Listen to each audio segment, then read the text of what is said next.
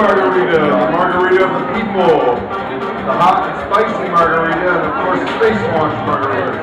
Right after this, we're going to judge, and then we're going to have one of the best mariachi bands you're ever going to find. Meanwhile, there are hooligans, margarita hooligans.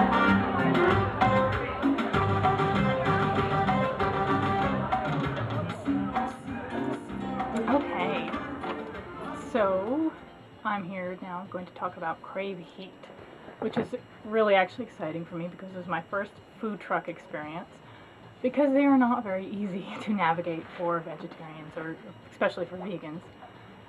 However, I bugged the crap out of these people, poor folks at Crave Heat. I bugged them on Twitter to figure out if there was anything I could eat at the Cinco De Mayo celebration downtown. And as it turns out, there is. So I set out. First thing I was a little bit irritated with was how long it took, because it wasn't that big of a line and it took about a half an hour to get my food.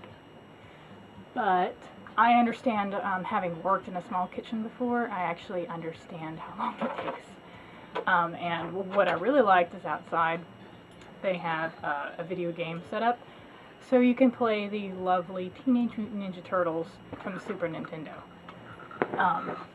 So if you're really bored, you can have some fun that way. So anyway, so I was building up all this. Man, this is taking forever.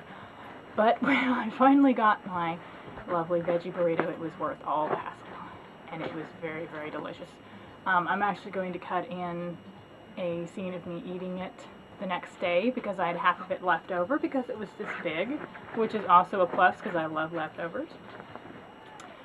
So the next day, however, the problem is I am actually literally filming in a basement on a lunch break, finishing up the rest of my burrito, so there's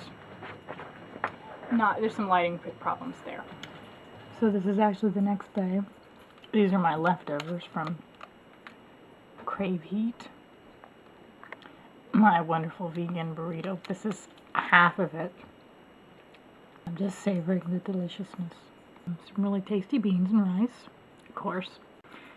Got broccoli, which is always a bit surprising in Mexican dishes, but I'm liking it. Mushrooms, which I love. Cut this little anything. Looks some little onions. There's some green thing in here, I'm assuming is spinach. Tomatoes. But what makes this really awesome is this tortilla. The little flaky, handmade tortilla. Just to die for. So in the end, it was quite worth it.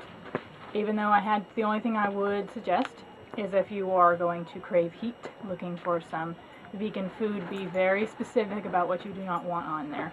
Most of them do not understand what the word vegan means. They understand vegetarian, and that was readily made, but you do need to specify no cheese, no sour cream, no dairy products of any kind. The beans are vegan, so you don't have to worry about that. You just have to worry about what they want to add on top of it later on.